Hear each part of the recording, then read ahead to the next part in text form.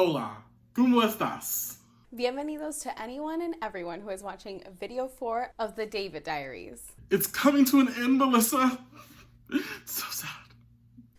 Oh, friend, you're like David levels of dramatic. But alas, Jaren is right. This just so happens to be the last video of the David Diaries. I'm actually excited for this to end. I mean, I love David, but this has been... Draining, consuming. Friend, for the past month, most of our conversations have pertained to something to do with David, along with jokes and messages that we send to each other, and references and conversations we have around our friends. Sorry, guys. But it's finally done. We are super excited to share the last chapter with you, David and his sons. Thank you so much for tuning into Unfiltered. Unfiltered is a scripted biblical series where Melissa and I talked about Bible topics, Bible stories with a young adult twist. Thank you so much for coming back. I'm really excited for today's video, friend. Yeah, I feel like we finally have the pieces to be able to come up with the ideas that David might have had in these stories. Specifically, his sons. This video is going to be a little different in our approach. Melissa, do you care to explain? Yes, we're going to be telling about 3 different sons that David had. We don't really know much about David because not very much is mentioned about him in the stories. But Jaren and I will be telling these stories and really speculating what David must have been going through and really trying to start a conversation with you guys. Plus, Melissa's dad and my brother will tell us if we go too far off the rails, so don't worry. Yes, they keep us in check. Gotta love our pastoral family, literal family. Melissa, catch me up. We've been all over the place. We talked about David and Bathsheba, then David and his early years, then David on the run. Who is David now? Where is David now? We find David after the whole Bathsheba drama. We have now fast forwarded to pick up where we started off. We really just sent y'all through a 4-part flashback. We do tell a good story, friend. I mean, I think we do. Who knows? There could be Emmys in our future. Anyway, today we're going to talk about David's 3 sons and a daughter. David has a lot of kids. He got around, so to speak. Yeah, as we were fact checking, because we do that a lot for you guys, there were so many children to count that we kind of gave up. This explains so much of Solomon's tendencies. The apple doesn't fall far from the sexually driven tree. I mean, that is what he grew up watching. Anyway, we are focusing too much on one son, and I'm gonna leave it like that and not give you any spoilers because if we do want to do something on him later, I don't want to give it all away. Plus, I don't want Jaren to be calling me out for giving y'all spoilers again. I'm gonna let that go. Anyway, let's dive into it. Melissa, I know you said that this story was important to tell. Do you want to tell us on a high level why you thought that way? Yes, I really want to preface this video with letting you guys know that it is a heavier story with some heavier content. But also, it's in the Bible for a reason. Before we get into it, I want to give a warning that if you do have a sensitivity to sexual assault, we do get into it here. And we want to give you an appropriate trigger warning. Yes, I do think it's important to let you guys know ahead of time before you continue or before you decide to proceed that one of the stories we're going to tell does involve rape and incest. So if that happens to be a trauma trigger for you, please keep that in mind before you decide to proceed in the video. With that, let's get into it. These 3 sons are very different, much like Melissa and her siblings. Yeah, my cousins which lived with us, we all 3 are wildly different. Completely different, all 3 of us. But we're definitely nowhere near on the level as David and his family. Like, they definitely could have had a Netflix docuseries on this family, or some kind of like keeping up with the royal family, or I don't know, something like that. You get my drift. Sibling love! Wait, I may be getting ahead of myself. Sorry. Okay, I was thinking something more along the lines of Tiger King, but yeah. Who are the 2 brothers and 1 sister that we're going to focus on first? Amnon and Absalom. Do you think they were running around the castle as kids? Playing with their dads, the younger duckies, if you know what I mean? Oh my gosh, that sounds so inappropriate, friend. So inappropriate. Melissa, don't be such a prude. I mean, their dad did kill a man when he found out that he had bore a woman with the woman that he is sleeping with and killed her husband. Come on, Melissa. Come on. Anyway, Absalom and Tamar are some of Maacah's kids. And again, Jaren and I apologize if we butcher any names. But what about Amnon? Who was his mom? I mean, I have to believe they were close as well. Because, everyone has a crush on their half-sister. Oh, as Amnon did? No, wait. He fell in love with her. Love is a funny thing, though. Do you remember our friend Karen? She dated that gymnastics person that sweat all the time. Sweating when we were eating. Sweating when we were going out to a movie. Sweating during potluck. Surprisingly, though, he didn't sweat during gymnastics. Wow. I mean, love is a choice, Jaren. And most people know when to draw the line. As in, not to fall in love with their siblings. Yeah, and just to be clear, in those times, it was still kind of inappropriate to be in love with your sister. And I say kind of because, well, we'll get there. Listen, in Game of Thrones...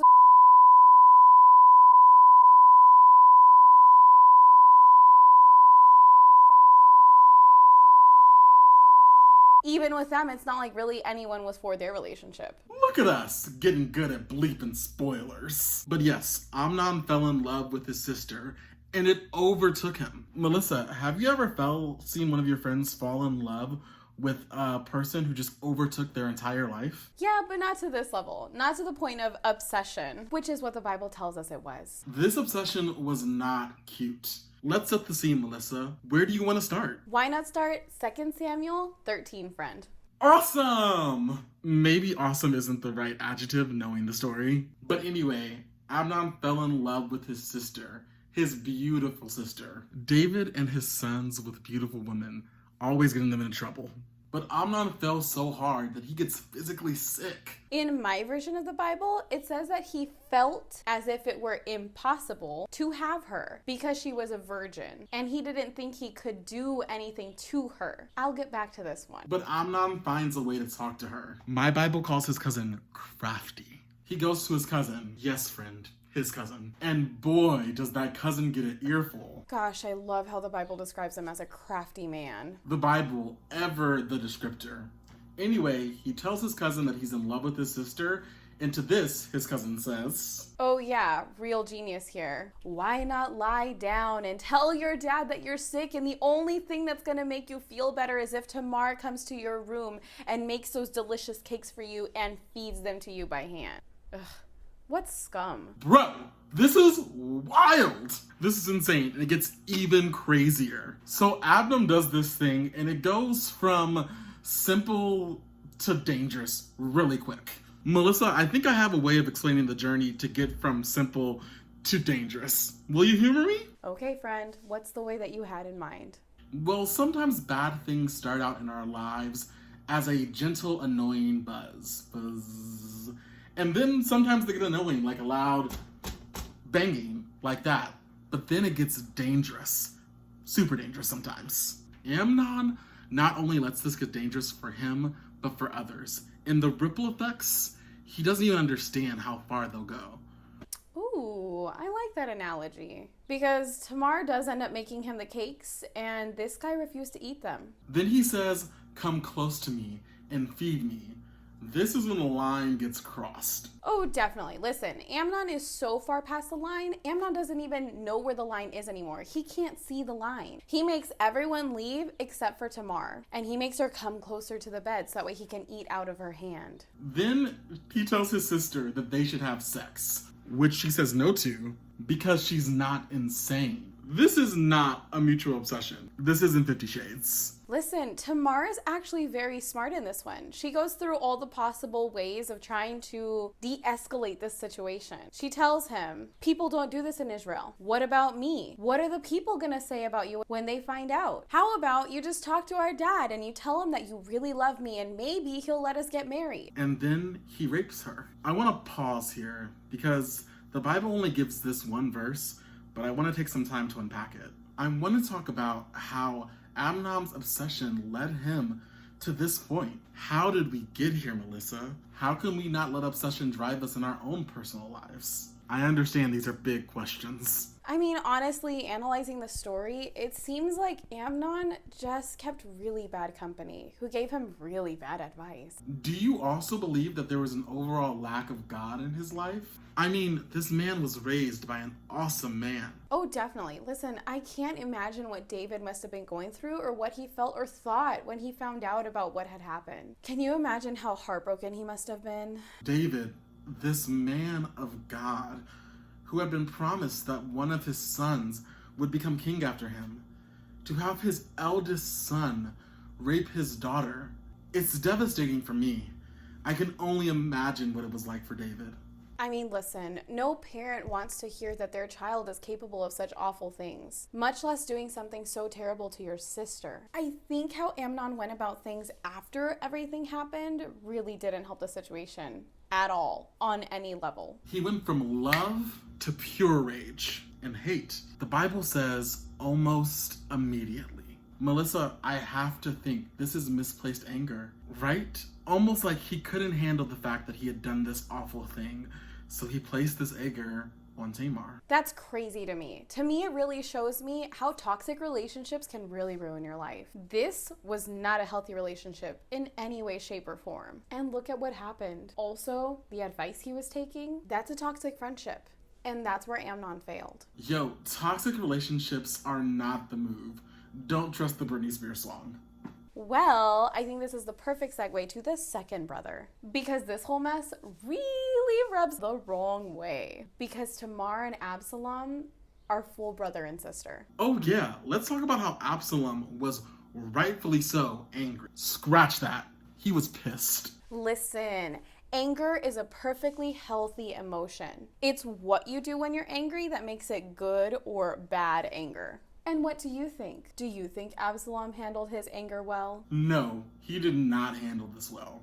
Let's get into the word and break this down. Still in 2 Samuel 13, we find that Amnon has kicked Tamar out of his bed and kicked her out of the house so that she's all alone. The Bible says he locked her out. Friend, we could do a whole video on how the Bible treats men and women relationships. Anyway, Absalom finds his sister weeping, crying, distressed, and asks her, "Is it true?" See, Absalom has learned from somebody or someone that she has had sex with Amnon. This is when Absalom begins his journey of anger and starts to go rightfully crazy. At least Tamar had a place to stay for the rest of her life. She lived with her brother. The Bible does mention that David was angry, but Absalom, on the other hand, chose not to talk neither good or bad about Amnon. The Bible says that this was because he hated him so much. And I feel like we see the resentment grow and grow and grow until later, 2 years later to be exact. Absalom takes a page from Esther's book and invites the king, his father, to dinner. When he invites the king, he also invites his king's sons and everyone around him. So David says, "Hey, no, that's too many people. Don't worry about it." So then Absalom says, "Well, just the king's sons and my brother Amnon." David, being the smart guy that he is like, "Why do you want Amnon? You don't like that man." David thought this was weird. Suspicious. At least he knows his sons. Well, Absalom plans to kill Amnon. He actually asks his servants to get him drunk and to mark his cup or to let him know when he is drunk. So that way, when he gets to the point where he's going to be so drunk he doesn't remember anything, that's when they kill him. And he justified it with saying, "Oh, it's okay. I'm the one who gave you the directions." Anyway, they did what he asked. But this just wasn't enough to appease Absalom and all of his anger that he had harboring inside of him. So friend, what happens next? The king's sons, who are also there, I mean, if you're going to kill your brother, might as well invite the entire family, ran. I mean, who wouldn't? They went back to tell King David the wrong information, and boy, did the king mourn. He mourned so much. Who wouldn't be that devastated when they get false news that every single one of his sons died? Thankfully, Jonadab comes in to set the story straight. And he let David know that it was just Amnon that was killed. Thank God for friends who tell the truth. You know, just seeing David's reaction to the news really clues me in into who David really was. Because he wept bitterly. And even when Absalom ran away and tried to run to the city to a place called Geshur, David's heart longed for him. Thank God for fathers who go after their sons. But this doesn't have a happy ending like the prodigal son. It's more like Judas's kiss. After Absalom ran away from killing his brother and he ran to a foreign land, which also broke David's heart, David's friends saw that he was missing Absalom, and so they went out to go and find him and bring him back to the king, bring him back to David. Well, with conditions. David says, bring the boy back, that's fine, but I don't want him in my presence. I don't want to see him and make him stay in his own house. And Absalom hates that idea. After a while, he tells Joab, dude, what's the point of me being here? It's the same as if I were in Geshur if I can't even see my dad. David says, you're right, and they reconcile. But guess what, Melissa? What, Jaren? Absalom goes a little bit crazy. Starts to purpose in his heart to overthrow the king. For the record, David has already done this already. And won. Good luck, bro. On the Run, Part 2. Yeah, so David on the run again. Listen, this man may be old, but clearly he still has it. So David hears from his men that his son is going to come and try to overtake him. And unlike Saul, and not underestimating his son, David is like, let's get out of his dodge. He takes his men and they run. What happens next, Melissa? Well, David doesn't really settle around anywhere. He gets rocks thrown at him, finds out a prophet is working for Absalom, tries to protect the Ark of the Covenant, and sends it back to Jerusalem. Goes to the Jordan River. Sound familiar? Absalom goes next level crazy. He's loved by the people of Israel. He sleeps with all of his dad's concubines and sends an army after God's friend. This seems like a bad idea. Do you remember the last time someone went after God's friend? It involved a giant, a sword, and a head cut off casually.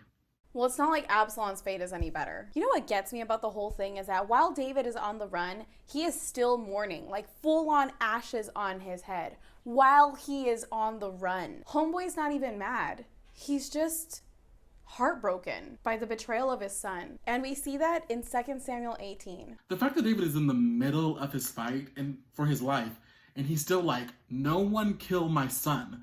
The son who's trying to kill him is remarkable. But David's busy fighting, and when a random soldier comes up to Joab and is like, yo, I passed Absalom back there, just so you know. This isn't a joke, it's real funny. The Bible says that his hair got caught between heaven and earth. The Bible has jokes for Absalom.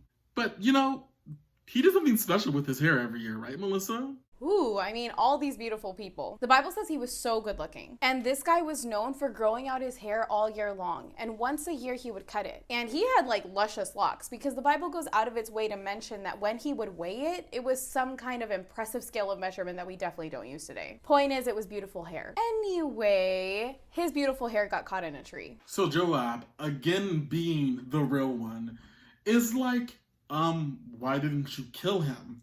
And the soldier says, I mean, you just told us not to when we got started. Job is like, forget that, and stabs him 3 times with a javelin. Melissa says what happens next is overkill, but I'll let you be the judge. But that's not all. That's not the part that makes it overkill. The part that makes it overkill is not only did Joab stab him with 3 javelins while he was still alive, after that, 10 of Joab's servants surrounded Absalom and they struck him until he was dead. And this part is kind of anticlimactic, but still very messed up, because they then grab the body and throw it in the forest. Well, on a bed of rocks, but still, overkill much? David mourns because once again, one of his son's actions has ended up taking their own life. If Absalom would have never had anger overtake him, his son would be alive right now. For David, these past few years have been filled with grief. I can only imagine the pain that David was going through. To lose 2 sons within the span of 5 years, it's too much. And we see David break down emotionally through all of this. Let's also not forget that David had already lost a son, and I'm sure he never forgot about losing the baby boy that he had with Bathsheba because of their mistake. That must have changed his parenting and or his personality on some level. The anger and rage that Absalom felt gave him a false sense of security. It reminds me of those shows or movies that I watch that sometimes say that an action can lead to it'll be okay to hurt somebody or kill somebody. He lets it overtake him, and what we saw is that it worked for a little bit, But in the end, it ended up costing him his life. I mean, Absalom let his anger get so big and to the point where he split up a whole country and his family. And he ended up with nothing. No one won in this scenario. Everyone came out with emotional battle scars. Those scars run deeper, more than anybody would realize in the coming future. You know, it's also very admirable to me that David never once pulled all of his kingly resources to just shut down his kid that was rebelling against him. But it didn't, because David is a great dad. I know it doesn't seem like it from the 2 stories we've told, but David ended up having a pretty wise kid. Melissa, let's give him some hope. Thankfully, the story isn't quite over. One of his sons, one of the youngest actually, happened to be the future of Israel. Enter Solomon. David and Bathsheba may have done many things wrong. Many things. But Solomon, man, was he the real one. He was all of David's promises fulfilled. And Melissa, you told me how awesome it was that Solomon had the ability to ask God for wisdom.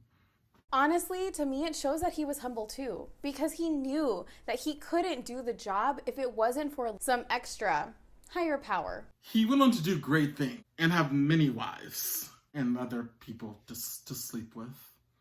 Maybe one day we'll tell that story. But for now, our story with David has come to an end. Melissa and I have been so thankful to tell the story of David. But we are super excited to tell something new.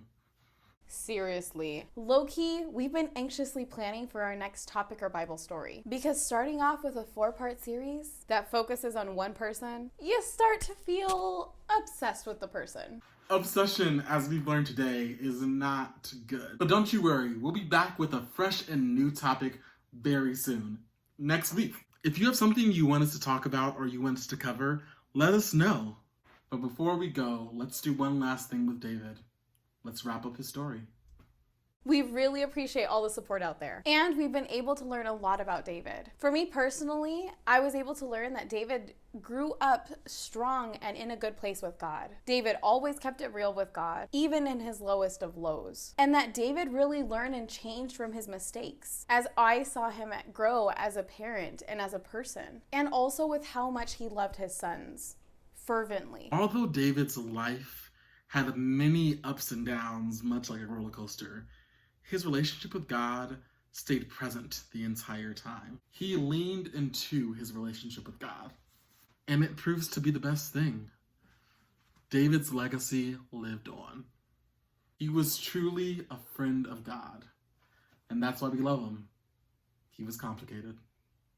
He's real, he's human, and he's hope for us all, that no matter how much we mess up, God is still our best friend through it all. Thanks again for joining us in our journey through David. Don't forget to like, comment, subscribe, and ring the bell. And if you missed any of the videos from the David Diaries, you can find them all on our David Diaries playlist on this channel. You know, you can marathon it. Jaren, aren't you movie marathoning right now? Yes, I would love to invite you all to my party, but you know, social distancing. Till next time, see ya. And we'll catch you guys next week for our new video.